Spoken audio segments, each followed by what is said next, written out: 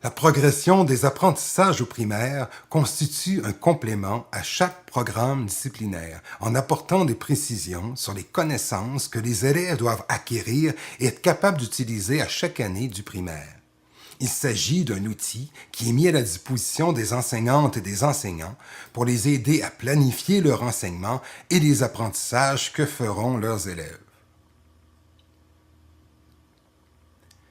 Les connaissances qu'un jeune acquiert lui permettent de mieux comprendre l'univers dans lequel il vit.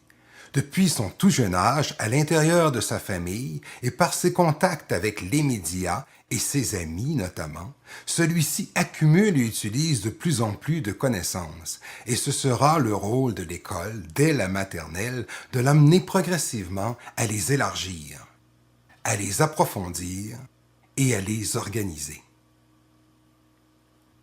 Faire acquérir des connaissances pose toutefois le défi de les rendre utiles et durables, ce qui renvoie à la notion de compétence. En effet, on est véritablement assuré de l'acquisition d'une règle de grammaire, par exemple, que lorsqu'elle est utilisée de façon appropriée, dans des textes et des contextes variés qui vont au-delà de l'exercice répétitif et ciblé. De même, connaissances et compétences sont appelées à se renforcer mutuellement. D'un côté, les connaissances se consolident à travers leur utilisation. De l'autre, l'exercice des compétences entraîne l'acquisition de nouvelles connaissances. Le rôle de l'enseignante ou de l'enseignant dans l'acquisition des connaissances et dans le développement des compétences est essentiel, et une intervention systématique de sa part est requise tout au long de l'apprentissage. La loi sur l'instruction publique lui donne d'ailleurs la responsabilité du choix des modalités d'intervention pédagogique qui correspondent aux besoins et aux objectifs fixés pour chaque groupe ou chaque élève qui lui est confié.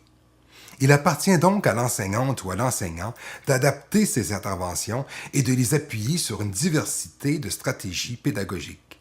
Qu'il s'agisse d'un enseignement magistral donné à l'ensemble de la classe, d'un enseignement individualisé offert à un élève ou à un petit groupe d'élèves, d'une série d'exercices à faire, d'un travail d'équipe ou d'un projet particulier à réaliser. Afin de répondre aux besoins des élèves ayant des difficultés d'apprentissage, l'enseignante ou l'enseignant favorisera leur participation aux activités proposées à l'ensemble de la classe, mais il prévoira aussi, le cas échéant, des mesures de soutien. Ces mesures pourront prendre la forme d'un enseignement plus explicite de certaines connaissances déterminantes, par exemple, ou encore celles d'interventions spécialisées. L'évaluation des apprentissages a essentiellement deux fonctions. Elle permet d'abord de porter un regard sur la progression de l'élève en cours d'apprentissage pour le guider et le soutenir de façon appropriée. Elle sert ensuite à vérifier à la fin de l'année scolaire ou du cycle, par exemple, à quel point l'élève a fait les apprentissages attendus. Cependant, quelle qu'en soit la fonction, conformément à la politique d'évaluation des apprentissages, l'évaluation devrait porter à la fois sur les connaissances et la capacité qu'a l'élève de les utiliser efficacement dans des contextes qui font appel à ses compétences. La progression des apprentissages est présentée sous forme de tableaux qui regroupent les connaissances de la même manière que dans les programmes disciplinaires. En éducation physique et à la santé, par exemple, la présentation des savoirs essentiels et de la progression des apprentissages est étroitement liée. Chaque apprentissage identifié est par ailleurs associé à une ou à plusieurs années du primaire, au cours de laquelle ou desquelles cet apprentissage constitue un objet formel d'enseignement. Une légende commune est utilisée pour toutes les disciplines afin de préciser les modalités de progression de chacun des apprentissages identifiés. Trois symboles composent cette légende: une flèche, une étoile et un tramé. Et pour chaque énoncé d'apprentissage identifié, ce qui est attendu de l'élève est décrit de la façon suivante. L'élève apprend à le faire avec l'intervention de l'enseignante ou de l'enseignant. La flèche indique donc que l'enseignement doit être planifié de manière à ce que l'élève entreprenne cet apprentissage au cours de l'année scolaire et le poursuive ou le complète l'année suivante, toujours en requérant une intervention systématique de la part de l'enseignante ou de l'enseignant. L'élève le fait par lui-même à la fin de l'année scolaire. L'étoile indique que l'enseignement doit être planifié de manière à ce que la majorité des élèves aient complété cet apprentissage à la fin de l'année scolaire. L'élève réutilise cette connaissance. L'espace tramé indique que l'enseignement doit être planifié de manière à ce que la connaissance soit réutilisée au cours de l'année scolaire. La progression des apprentissages au primaire est maintenant disponible sur la page d'accueil du site du ministère de l'Éducation, du Loisir et du Sport.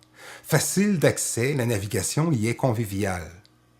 Le menu que l'on trouve à gauche de l'écran permet à l'enseignante et l'enseignant de consulter rapidement la progression des apprentissages pour chacune des disciplines enseignées au primaire. Après avoir sélectionné une discipline, l'utilisateur peut consulter facilement l'une ou l'autre des sections pour mieux comprendre la progression dans son ensemble. De plus, des hyperliens permettent, en géographie, histoire et éducation à la citoyenneté par exemple, de se référer directement à une note de bas de page ou à une autre section si celle-ci permet d'apporter des précisions à un énoncé. Pour que la progression des apprentissages soit encore plus accessible, elle a également été produite en format PDF. Cela permet aux enseignants de sauvegarder des pages, des sections ou la progression des apprentissages pour l'ensemble d'une discipline et s'ils le désirent, ils peuvent les imprimer pour les conserver et les annoter. Il est important de spécifier que cet outil a été conçu sur un format web afin de permettre dans un proche avenir des liens rapides entre le programme de formation de l'École québécoise et la progression des apprentissages. En conclusion, le ministère tient à remercier les nombreux partenaires des milieux scolaires et universitaires, enseignantes, enseignants, membres du personnel des services éducatifs et spécialistes en didactique qui ont accepté de partager leur expertise pour mener à bien ces travaux. Le ministère tient également à réaffirmer sa volonté d'accompagner le milieu scolaire dans l'application du programme de formation de l'École québécoise.